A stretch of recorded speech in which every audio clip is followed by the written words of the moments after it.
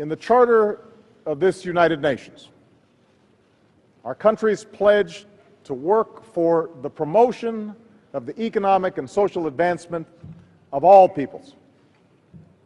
In the Universal Declaration of Human Rights, we recognize the inherent dignity and rights of every individual, including the right to a decent standard of living.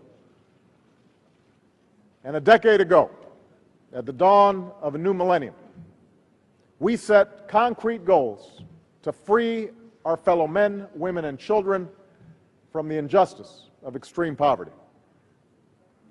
These are the standards that we set. And today we must ask, are we living up to our mutual responsibilities? I suspect that some in wealthier countries may ask, with our economies struggling, so many people out of work, and so many families barely getting by, why a summit on development? And the answer is simple.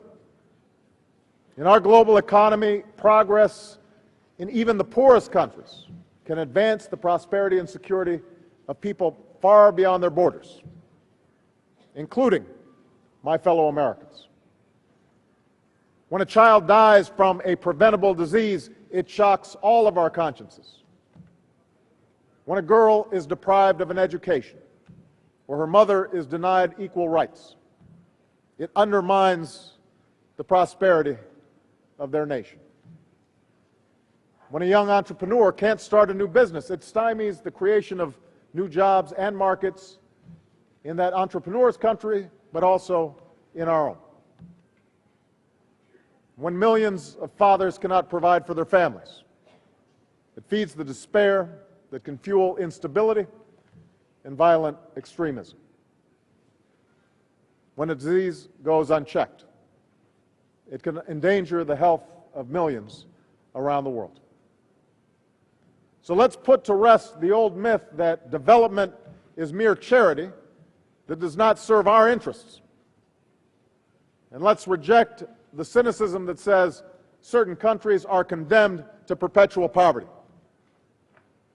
For the past half-century has witnessed more gains in human development than at any time in history. A disease that had ravaged the generations, smallpox, was eradicated. Healthcare has reached the far corners of the world, saving the lives of millions.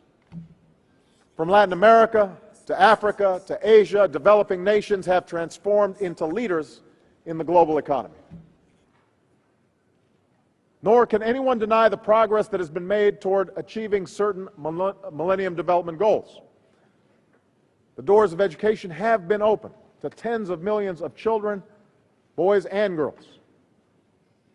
New cases of HIV/AIDS and malaria and tuberculosis are down. Access to clean drinking water is up. Around the world, hundreds of millions of people have been lifted from extreme poverty. That is all for the good. And it's a testimony to the extraordinary work that's been done both within countries and by the international community. Yet we must also face the fact that progress towards other goals that were set has not come nearly fast enough. Not for the hundreds of thousands of women who lose their lives every year simply giving birth. Not for the millions of children who die from the agony of malnutrition. Not for the nearly 1 billion people who endure the misery of chronic hunger. This is the reality we must face. That if the international community just keeps doing the same things the same way, we may